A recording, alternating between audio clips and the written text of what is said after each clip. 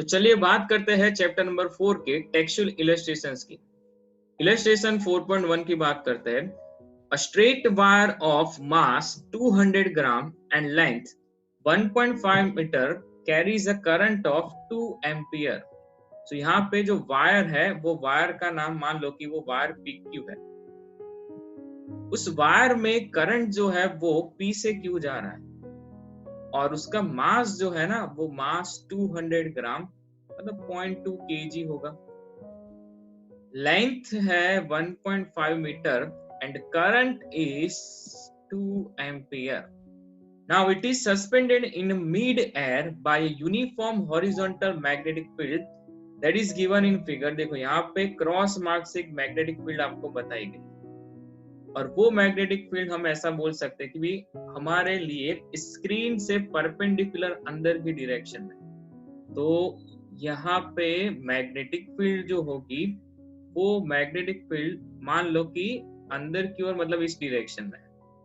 Current जो है वो P से Q जा रहा है। सो हम ये कह सकते हैं कि जो करंट एलिमेंट होगा वो करंट एलिमेंट IL बिल्कुल ही इसी डायरेक्शन में होगा, करंट की डायरेक्शन में होता है।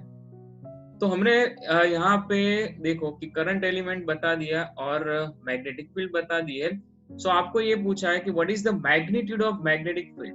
सो अगर मैं ऐसा बोलूं इस वायर को इक्विलिब्रियम रखना है तो ये फोर्स जो है मैग्नेटिक फोर्स कौन सी डायरेक्शन में होना चाहिए। तो देखो इस वायर के लिए, इस कंडक्टिंग वायर के लिए हम ऐसा सोच सकते हैं कि भाई हाँ यहाँ पे जो कंडक्टिंग वायर है उस कंडक्टिंग वायर का अपना खुद का जो वेट फोर्स होगा ना, वो वेट फोर्स जो होगा वो इस डायरेक्शन में होगा। तो यहाँ पे जो मैग्नेटिक फोर्स बनेगा हम ऐसा बोल सकते हैं कि भाई IL क्रॉस B करोगे तो जो मैग्नेटिक फोर्स बनेगा वो मैग्नेटिक फोर्स ऊपर की ओर होगा, अपर डायरेक्शन में होगा यहाँ पे। सो जो मैग्नेटिक फोर्स होगा वो यहाँ पे IL क्रॉस B करने के बाद वो ऐसा मिलेगा।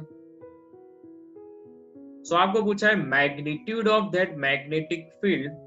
सो हम ऐसा लिख सकते हैं फॉर द, यहाँ पे for the mid air suspension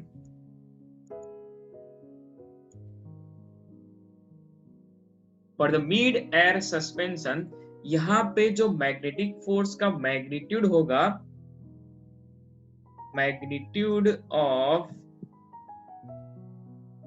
magnetic force on a wire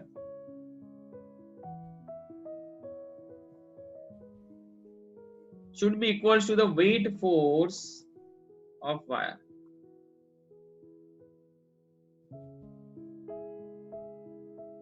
So magnitude में लिखे तो ये होगा ILB sin 90। देखो मैग्नेटिक फोर्स जो है वो मैग्नेटिक फोर्स के चलते आपको यहाँ पे ऑलवेज यहाँ पे मैग्नेटिक फोर्स जो है ना वो IL और B के जो प्लेन है उससे परपेंडिकुलर होता है।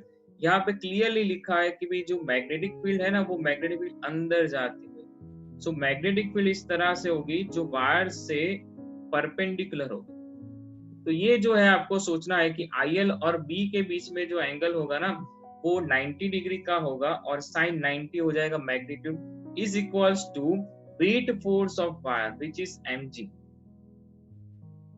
तो यहाँ पे magnitude of magnetic field we can say mg by IL।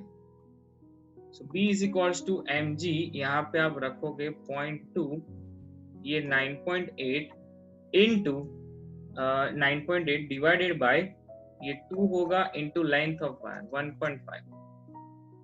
So by calculation we can say B is equals to 0.6533 Tesla. So clearly यहाँ पे जो मैग्नेटिक फील्ड है वो क्रॉस से बताई गई है। सो आपको ये बताना है कि भाई अगर मैग्नेटिक फील्ड की वैल्यू इतनी नहीं हुई, इससे कम हुई या ज्यादा हुई, तो यहाँ पे इक्विलिब्रियम बनने के चांसेस नहीं है, इतनी फील्ड होनी चाहिए। सो ये था 4.1, ये था 4.1। चलो अब बात करेंगे इलस्ट्रेशन नंबर 4.2 की। If magnetic field is parallel to positive y axis, अगर मैग्नेटिक फील्ड यहाँ पे डायग्राम में बताइए पॉजिटिव y एक्सिस पे, and the charge particle is moving along the positive x axis, अगर हमारा चार्ज पार्टिकल x एक्सिस पे मूव कर रहा है, उसकी वेलोसिटी जो है वो x एक्सिस पे, तो which way would the Lorentz force for an electron and a proton, यहाँ पे इलेक्ट्रॉन और प्रोटॉन जो है, अगर वो चार्ज पार्टिकल है और मैं उसे एक्स एक्सिस पे मतलब मोशन करवा रहा हूँ, उसकी वेलोसिटी जो है वो एक्स एक्सिस पे है, तो यहाँ पे लॉरेंस फोर्स क्या होगा? तो सबसे पहले लॉरेंस फोर्स है क्या? तो लॉरेंस फोर्स की बात करें तो यहाँ पे समझो कि लॉरेंस फोर्स जो है वो होता है कि अगर एक रीजन में मैग्नेटिक फील्ड और इलेक्ट्रिक फील्ड दोनों है, तो वहां पे जो टोटल फोर्स होता है वही हमारा लॉरेंस फोर्स है। बट यहाँ पे आपको क्वेश्चन पढ़ना होगा। देखो यार, क्वेश्चन में कुछ ऐसा नहीं बोला है कि भाई यहाँ पे मैग्नेटिक फील्ड है बट इलेक्ट्रिक फील्ड जो है वो 0 है। सो पर्टिकुलर इस केस की बात करें तो यहाँ पे इलेक्ट्रिक फील्ड जो है वो 0 है। सो इलेक्ट्रिक फील्ड 0 होगी तो इलेक्ट्रिक फोर्स भी 0 होगा। So we can say the Lorentz force is equals to the magnetic force. तो यहाँ पे खाली जो लॉरेंस फोर्स होगा ना वो मैग्नेटिक फोर्स के जितना ही होगा, और we can say F is equals to Q into V cross B।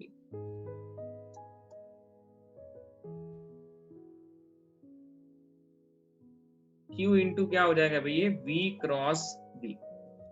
चलो तो पहले इलेक्ट्रॉन की बात करते हैं। यहाँ पे फॉर एन इलेक्ट्रॉन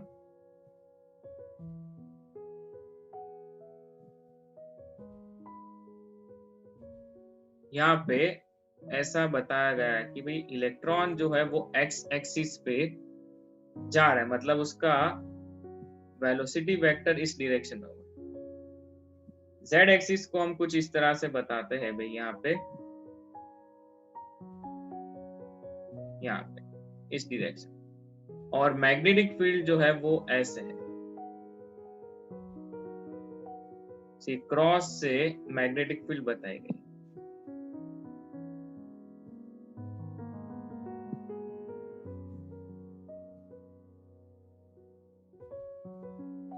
तो अगर मेरा इलेक्ट्रॉन यहां से एक्स एक्सिस पे मूव हो रहा है,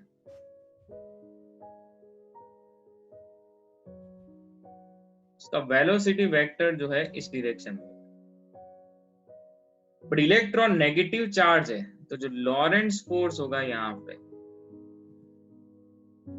वो F is equals to FM, मतलब magnetic force minus E into V cross B होगा, because Q equals to electron के लिए क्या हो जाएगा भाई? माइनस E हो जाएगा। सो यहाँ पे आपको क्या करना है, देखो माइनस E इंटू वेलोसिटी जो है वो एक्स एक्सिस पे है, इंटू मैग्नेटिक फील्ड जो है वो यहाँ पे y एक्सिस पे है, तो ये होगा B इंटू क्या हो जाएगा? देखो B इंटू J कैप हो जाएगा y एक्सिस के लिए। तो आप सभी को पता है कि अगर मैं ऐसा लिख रहा हूं I कैप, J कैप और K कैप, अगर आप क्लॉकवाइज घूमते हो तो क्रॉस प्रोडक्ट में यहाँ पे क्या आता है? पॉजिटिव। तो I क्रॉस J करोगे, I cap cross J cap करोगे, तो यहाँ पे आपको मिलने वाला है minus EBB into K cap. तो सीधा यहाँ पे जो आपका फील्ड से लगने वाला जो फोर्स होगा, मैग्नेटिक फोर्स, वो ऐसे होगा नीचे क्यों? Z एक्सिस पे। So Lorentz force acting along negative Z यानी नेगेटिव Z एक्सिस। और आपको अगर ऐसा करना है तो आपको सीधा क्रॉस प्रोडक्ट से भी सोच सकते हो। देखो यहाँ पे कि अगर आपका मैग्नेटिक फील्ड जो है वो y एक्सिस पे है, तो अगर मैं V क्रॉस B करूं तो V क्रॉस B मिलेगा ऊपर की ओर, बट यहाँ पे आपको देखो क्या बोला गया, इलेक्ट्रॉन की बात की गई। इलेक्ट्रॉन के लिए आता है minus E into V cross B. So V cross B अगर जेड एक्सिस पे है तो उसका नेगेटिव मतलब माइनस वी क्रॉस बी होगा जेड डैश एक्सिस पे। तो आप ऐसा भी सोच सकते हो, ऐसा सीधा आंसर भी दे सकते हो। अदरवाइज आप I cap cross J cap करोगे तो भी आपको यहाँ पे आंसर पता चल जाएगा। नाउ प्रोटॉन की बात करें, फॉर अ प्रोटॉन यहाँ पे मैंने बता के रखा है, अगर पॉजिटिव चार्ज है ये Q अगर नेगेटिव था तो फोर्स जो है, इलेक्ट्रॉन की बात की थी यहाँ पे, तो फोर्स जो है वो जेड एस एक्सिस पे था। बट अगर यहाँ पे पॉजिटिव चार्ज है तो ये होगा जेड एक्सिस, ये एक्स एक्सिस, और ये मैग्नेटिक फील्ड के लिए वाई एक्सिस। और मैग्नेटिक फील्ड जो है वो क्रॉस से बताई गई।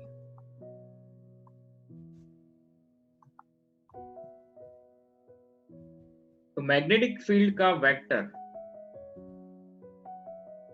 इस डायरेक्शन में, और मेरा positive charge which is proton इस डायरेक्शन में जा रहा है, तो वेलोसिटी का वेक्टर होगा इस डायरेक्शन में। अगर v क्रॉस b करते हो आप यहाँ पे, तो v क्रॉस b आपको मिलेगा ये z एक्सिस पे, है ना। तो मैग्नेटिक फोर्स जो है वो magnetic force q into V cross B, magnetic force भी उसी डायरेक्शन में मिलेगा। तो यहाँ पे लिख सकते हैं for a proton Lorentz force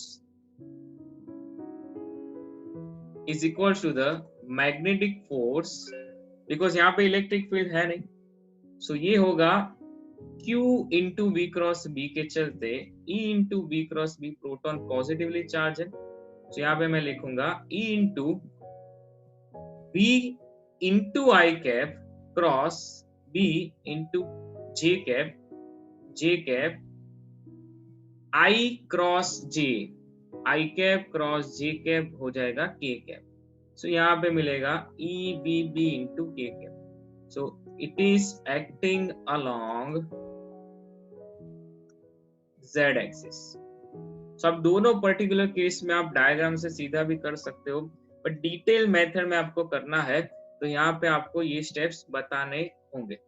चलो, तो ये हो गया एग्जाम्पल 4.2। इसके बाद बात करनी है 4.3 की। नाउ 4.3 में देखो क्या कहा है, what is the radius of the path of an electron which is having mass 9 into 10 raised to power minus 31 kg। तो यहाँ पे जो मास है वो मास 9.11 आप सभी को पता है, बट जो दिया है वो लिखने का ही ना। Okay, so charge of an electron Q is equals to 1.6 into 10 raised to power minus 19 coulomb moving at a speed of 3 into 10 raised to power 7 meter per second in a magnetic field, in a uniform magnetic field of 6 into 10 raised to power minus 4 Tesla, perpendicular to it। जब भी perpendicular आता है कौन सा motion होता है भाई, यहाँ पे सर्कुलर मोशन होता है। Now what is its frequency? Calculate the energy। आपको फ्रीक्वेंसी क्या है वो पूछा है, और एनर्जी जो है वो पूछी है। चलो, तो रेडियस जो है, रेडियस का equation, radius of that circular path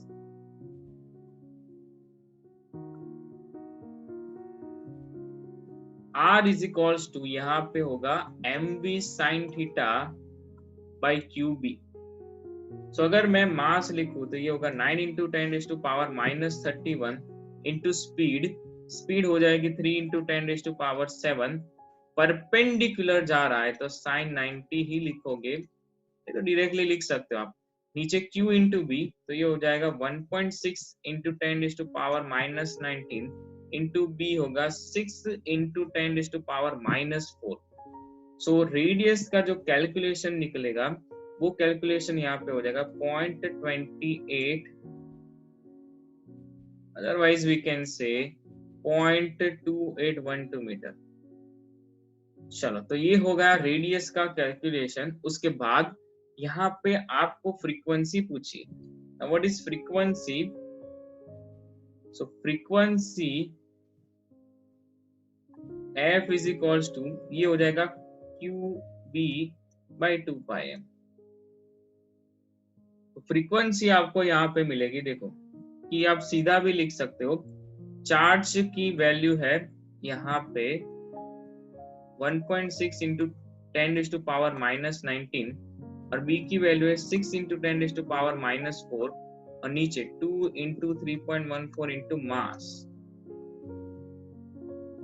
तो ये हो जाएगा यहाँ पे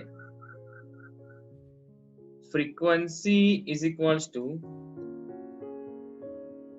1.699 into 10⁻7 hertz.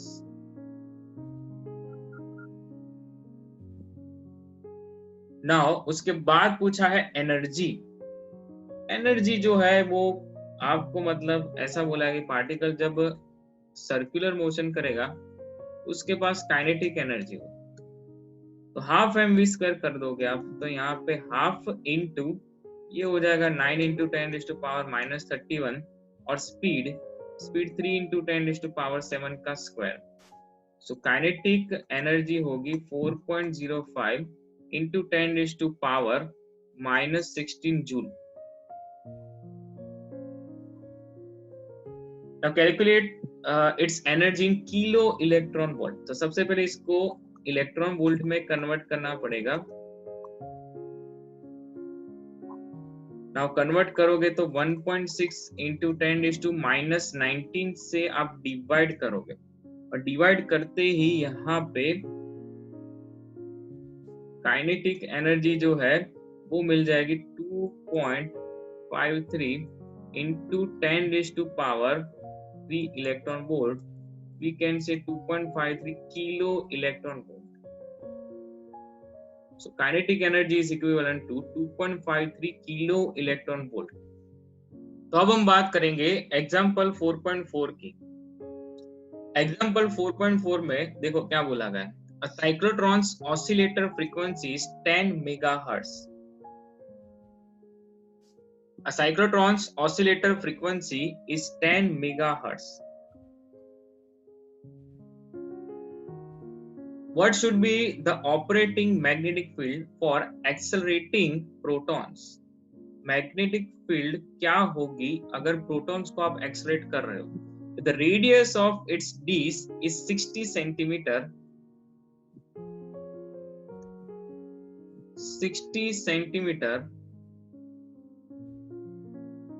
And what is the kinetic energy of the proton beam produced by the accelerator? यहाँ पे आपको काइनेटिक एनर्जी फाइंड करनी है और मैग्नेटिक फील्ड भी फाइंड करनी है। चलो, तो एक सिंपल सी चीज है कि फ्रीक्वेंसी का एक फॉर्मूला है। Frequency is equals to QB by 2πm। So अगर मैग्नेटिक फील्ड की बात करें तो 2πm into frequency divided by charge हो जाएगा। तो यहाँ पे magnetic field is equal 2 into 3.14 mass of proton which is 1.67 into 10⁻⁻27 into frequency megahertz है। मेगाहर्ट्ज तो ये होगा 10 इंटू 10⁻6 हर्ट्ज। तो ये हम लिख देंगे यहाँ पे 10⁻7 डिवाइडेड बाई चार्ज 1.6 इंटू 10⁻⁻19। सो ये आपको मैग्नेटिक फील्ड मिलेगी यहाँ पे 6.555 समथिंग, यहाँ पे 0.65 टेस्ला।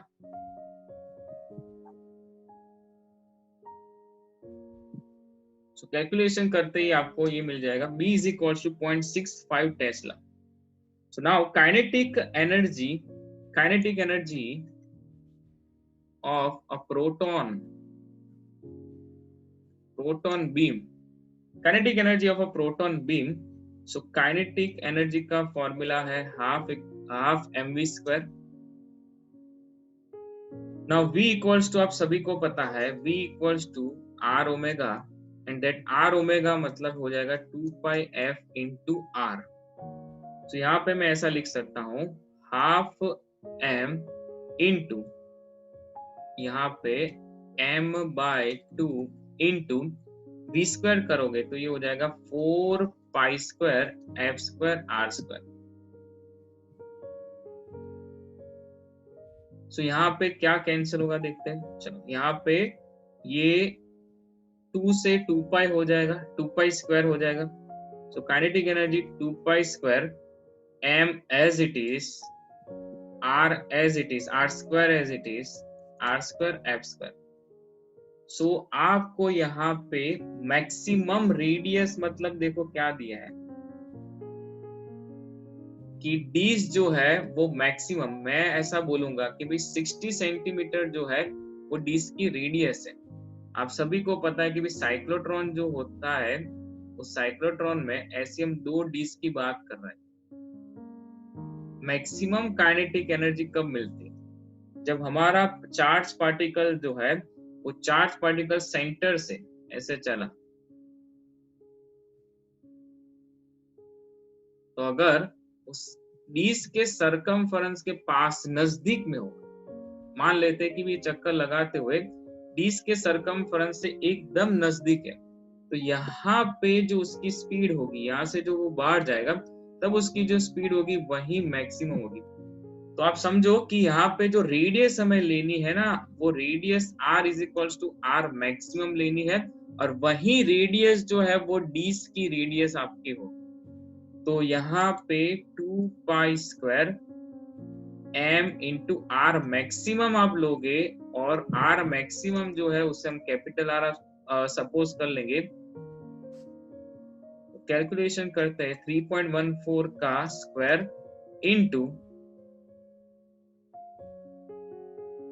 इनटू मास देखो कितना है यहाँ पे 1 प्रोटॉन का 1.67 into 10⁻⁻27 into radius of that D 0.6 का स्क्वायर इंटू फ्रीक्वेंसी।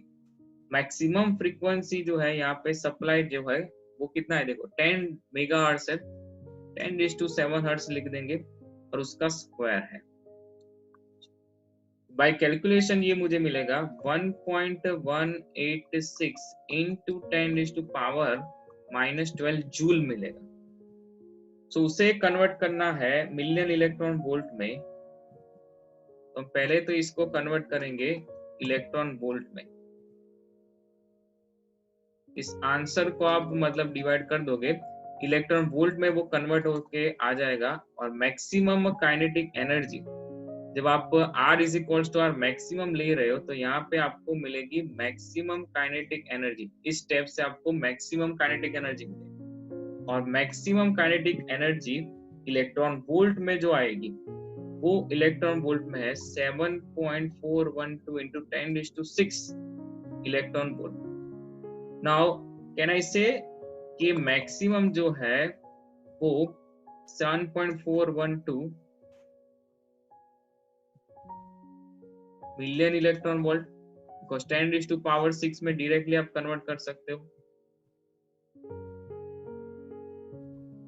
सो ये हुआ एग्जाम्पल 4.4। अभी बात करेंगे 4.5 की।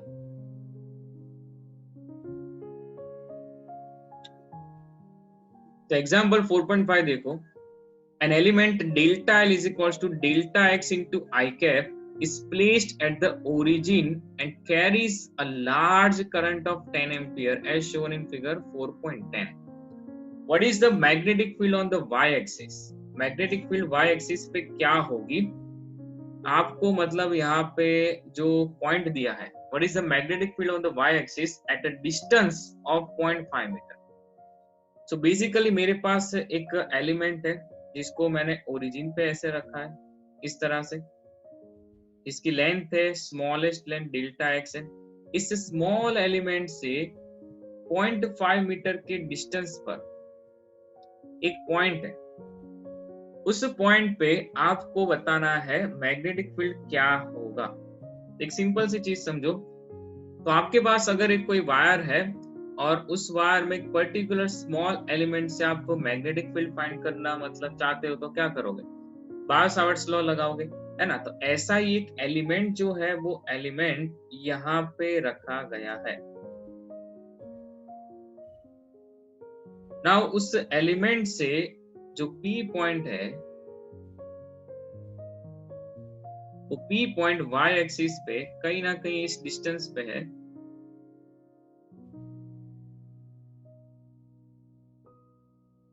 आर डिस्टेंस पे। इसका जो पोजीशन वेक्टर होगा ना, इसका जो पोजीशन वेक्टर होगा वो इस डायरेक्शन में होगा, है कि नहीं। इस ओ पॉइंट से इसका जो पोजीशन वेक्टर होगा वो पोजीशन वेक्टर ऊपर की ओर होगा, और यहाँ पे इसका करंट एलिमेंट, जो करंट एलिमेंट होगा वो आइडियल इस डायरेक्शन में होगा। बेसिकली यहाँ पे थीटा जो आपको मिलता है वो 90 मिलेगा, आइडियल क्रॉस आर करोगे तब, है ना।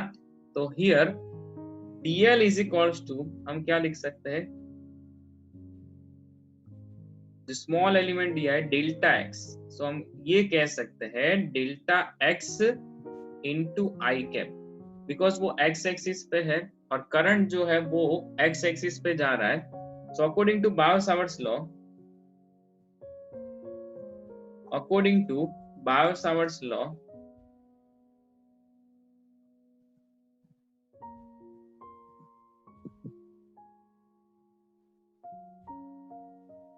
dB is equals to that small magnetic field is equals to mu naught by 4 pi, यहाँ पे होगा आइडियल क्रॉस आर, नीचे आर क्यूब होगा। सो हम ये लिख सकते हैं, मैग्नीट्यूड में लिखूं, मैग्नीट्यूड में लिखूं तो ये यहाँ पे आइडियल और आर के बीच का, मतलब यहाँ पे मैंने डायग्राम में बताया कि भाई आइडियल करंट एलिमेंट और पोजीशन वेक्टर के बीच का जो एंगल है वो 90 डिग्री। तो यहाँ पे क्या होगा, देखो ideal R sine 90 by R cube होगा।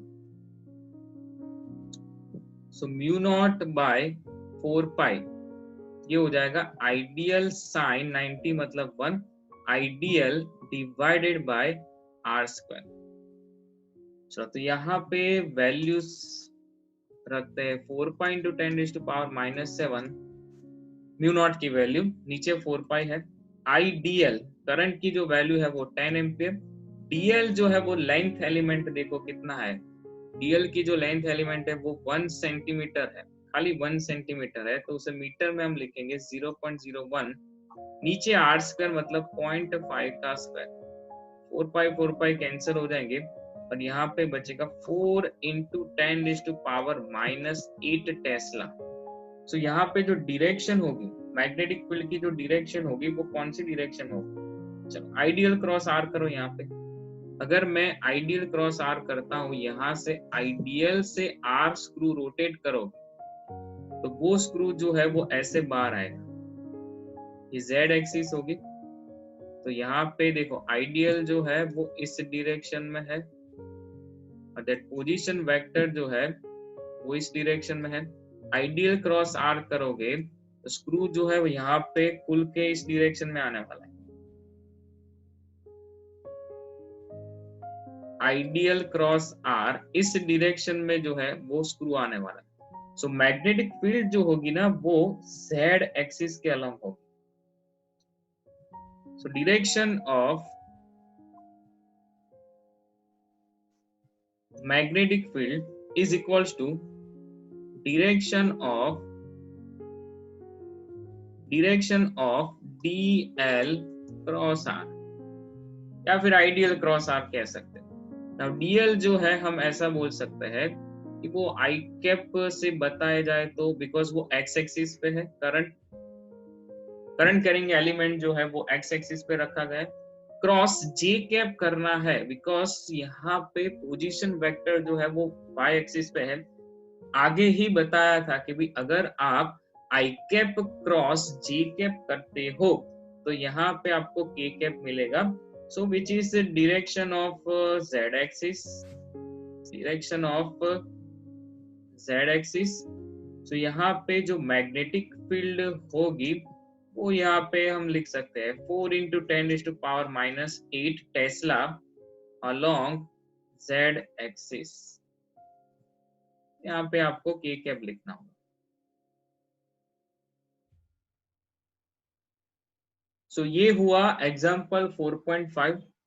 चलिए तो आगे बात करते हैं यहाँ पे 4.6 की। तो पढ़ते हैं, देखो यहाँ पे क्या लिखा है।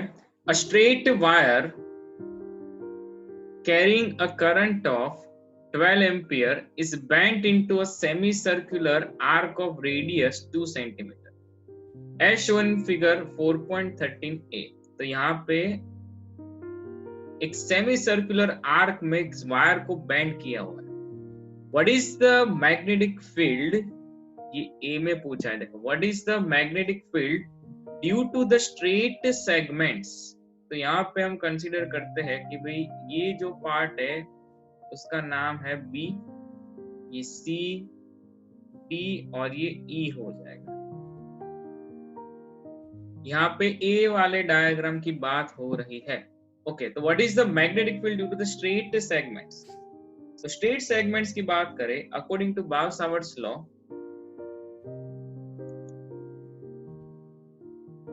अकॉर्डिंग टू बायो-सावर्ट्स लॉ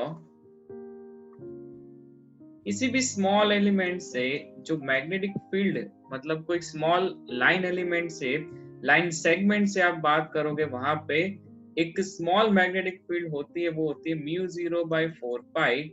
ये होता है ideal cross r by r cube. But यहाँ पे जो ए बी सेगमेंट की मैं बात करूं तो देखो क्या हो रहा है। देखो ये ए बी सेगमेंट में करंट ऐसे आएगा तो इसका करंट एलिमेंट इस डायरेक्शन में होगा, और इस पॉइंट से सेंटर की बात करें ओ पॉइंट पे, तो यहाँ पे पोजीशन वेक्टर जो है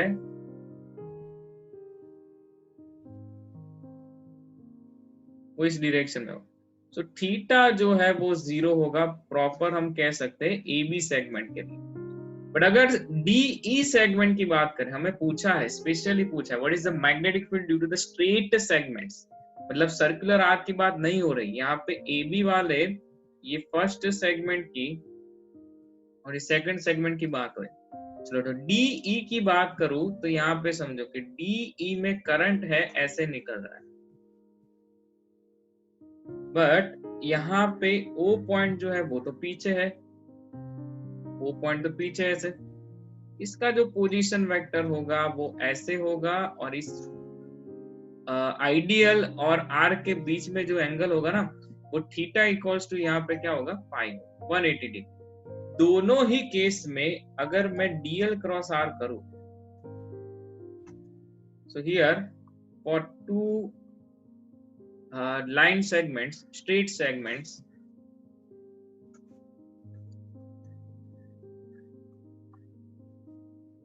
AB and DE, DL cross R का मैग्नीट्यूड 0 होगा, बिकॉज थीटा जो है एक केस में 0 है and theta is equals to 180 degree. दोनों केसेस में आप देखोगे तो थीटा 0 और 180 के चलते यहाँ पे सेगमेंट जो है उससे मैग्नेटिक फील्ड, स्ट्रेट सेगमेंट से मैग्नेटिक फील्ड जो है वो नहीं मिलेगी, बराबर। चलो तो ये हुआ हमारा फर्स्ट आंसर कि what is the magnetic field due to the straight segments. Straight segment से यहाँ पे मैग्नेटिक फील्ड नहीं होगी, आपको ऐसा लिखना है। चलो तो आगे पढ़ते हैं। बी में क्या पूछा है, in what way does the contribution to magnetic field from the semi circle differs from that of a circular loop and in what way does it resemble. in what way the contribution to magnetic field from the semicircle differs from that of a circular loop, and in what way does it resemble। मतलब आपको ऐसा पूछा है कि magnetic field जो semi circle से आपको मिलेगी, ये बी सी डी वाले सेमी सर्कल की बात हो रही है। वो मैग्नेटिक फील्ड एक सर्कुलर लूप से कैसे अलग होती है, मतलब वहां पे क्या चेंज होता है ना, ऐसा पूछा है। तो आप समझ रहे हो कि मेरे पास एक सर्कुलर आर्क है, सेमी सर्कुलर आर्क है। तो ये जो है इस पॉइंट पे कितना एंगल बनाएगी, पाई रेडियन का।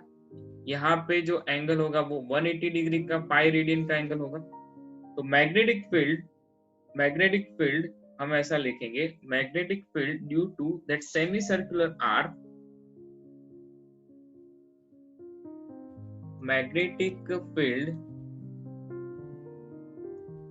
Due to that semi circular arc, यहाँ पे, और सेमी सर्कल BCD ऐसा लिख सकते हैं कि B is equals to mu naught I theta by 4 pi R. अभी ये फॉर्मूला जो है वो हमने करा हुआ है। ये जो फॉर्मूला है वो application of Biot Savart's law में आप सीख चुके हो कि एक आर्क से क्या फील्ड होती है। So theta is equals to आपको यहाँ पे रखना है, theta is equals to pi होगा यहाँ पे। So B is equals to, we can say, mu naught I, यहाँ पे pi divided by 4 pi R. सो B is equals to ये हो जाएगा mu naught I divided by 4 R. सो B is equals to 4 pi into 10 is to power -7 into current की जो value है वो है 12 एम्पियर, रेडियस जो है 4 इंटू द रेडियस 2 सेंटीमीटर मतलब 0.02। ये मैग्नेटिक फील्ड की जो वैल्यू मिलेगी वो वैल्यू मिलेगी 1.88 के अराउंड, और we can say 1.88 into 10 is to power -4 tesla. Round off ना करो तो भी चलेगा, यहाँ पे 1.884 into 10 is to power -4 tesla. तो यहाँ पे मैग्नेटिक फील्ड की डायरेक्शन क्या हो, सबसे पहले चीज ये तो मैग्नीट्यूड हो। तो यहाँ पे आप देख सकते हो कि करंट जो है वो इस तरह से आ रहा है, करंट जो है वो इस तरह से आ रहा है ना। तो मैग्नेटिक फील्ड जो होगी यहाँ पे ओ पॉइंट की बात करें तो यहाँ पे क्रॉस आएगा और यहाँ पे डॉट आएगा, बट हमें तो ओ पॉइंट के पास ही फाइंड करना था। सो हम यही बोलेंगे कि परपेंडिकुलर जो है मैग्नेटिक फील्ड, ये जो है direction of magnetic field,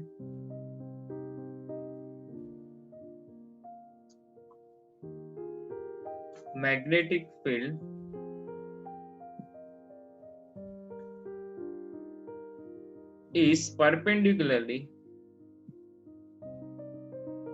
is perpendicularly inside the plane of a given figure.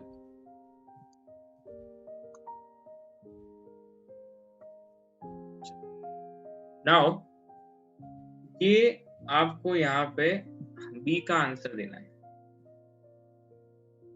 कि अगर सेमी सर्कल जो है यहाँ पे आपका मैग्नेटिक फील्ड कैसे चेंज होता है। तो अगर मैं पूरे सर्कल की बात करूं, मतलब पूरे रिंग की बात करूं,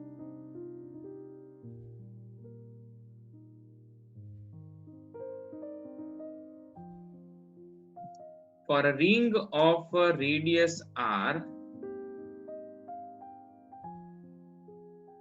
सेंटर पे जो मैग्नेटिक फील्ड होगा वो mu naught I bye 2r हो। अगर नंबर ऑफ टर्न्स जो है हम कंसीडर करें कि हाँ यहाँ पे नंबर ऑफ टर्न्स जो है वो 1 हो, तो सेंटर पे जो मैग्नेटिक फील्ड बनेगी वो magnetic field mu naught I bye 2r हो।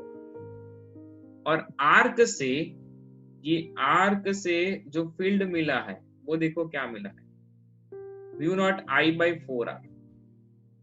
सो हम ऐसा लिख सकते हैं कि B of arc by B of centre जो आर्क से फील्ड मिला वो है mu naught I by 4r, और ये है 2r divide by mu naught I, इसके चलते ये मिलेगा मुझे 1/2। सो सेंटर पे जो फील्ड मिलता है पूरे रिंग से, पूरे रिंग से सेंटर पे जो फील्ड मिलता है वो आर्क से कितना है, देखो आर्क से डबल है। तो ये हमें पता चला कि भाई ये जो है वो डिफरेंस आ रहा है। यहाँ पे क्वेश्चन में स्पेशली पूछा है, क्या पूछा है देखो, in what way the contribution to magnetic field from the semi circle differs from that circular loop. तो अगर हम लूप की बात करें तो लूप के लिए मतलब सर्कुलर रिंग की बात करो, लूप की बात करो, तो उसके लिए जो सेंटर पे मैग्नेटिक फील्ड है वो आर्क से डबल है। So hence we can say magnetic field due to circular loop और ring is double, then the magnetic field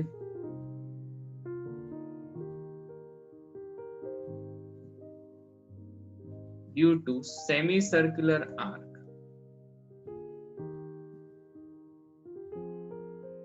so ये हमारा कंक्लूजन होगा कि मैग्नेटिक फील्ड जो है वो semi circular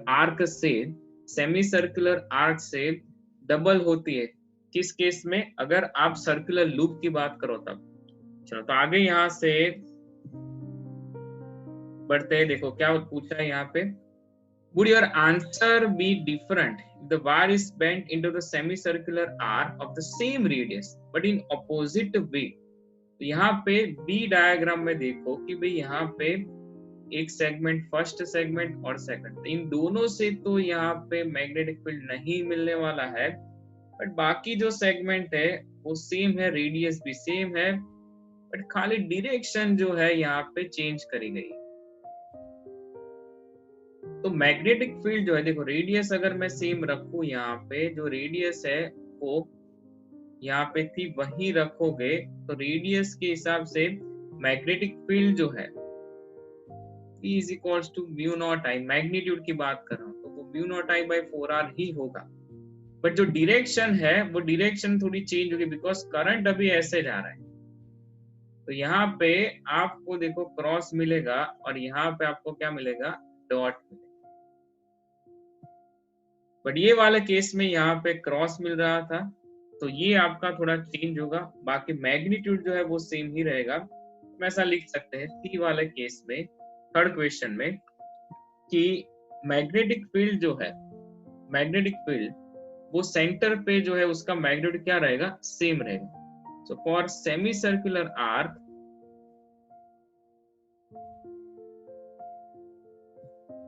for a semicircular arc given in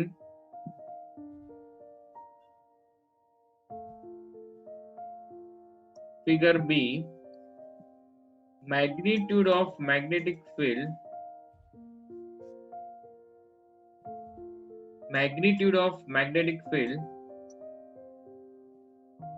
at the center O is same, but direction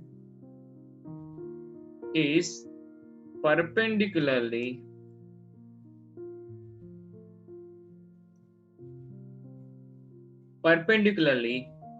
outside the plane of a figure। तो यहाँ पे जो मैग्नेटिक फील्ड थी वो मैग्नेटिक फील्ड ये वाले केस में मैग्नेटिक फील्ड थी 1.884 इंटू 10⁻⁻4 टेस्ला। तो ये मैग्नेटिक फील्ड आपको मिल रही थी यहाँ पे क्रॉस से, और यहाँ पे मैग्नेटिक फील्ड जो होगी वो सेम ही होगी, मैग्नीट्यूड वाइज जो है वो सेम ही होगी, बट चेंज इतना है कि यहाँ पे डॉट आएगा। कुछ डायग्राम में जो लूप है वो थोड़ा चेंज करा गया है। तो ये था 4.6। अभी बात करेंगे 4.7 की। Consider a tightly bound 100-ton coil of radius 10 centimeter carrying a current of 1 ampere. What is the magnitude of magnetic field at the center of the coil? At the center of the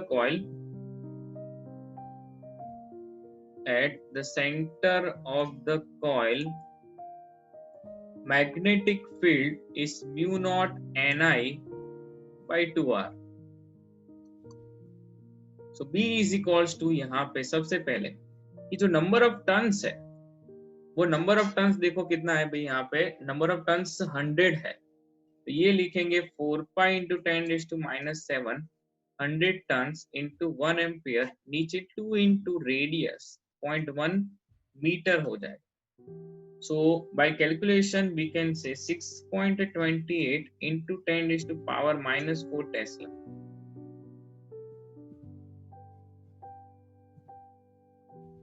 तो ये था 4.7।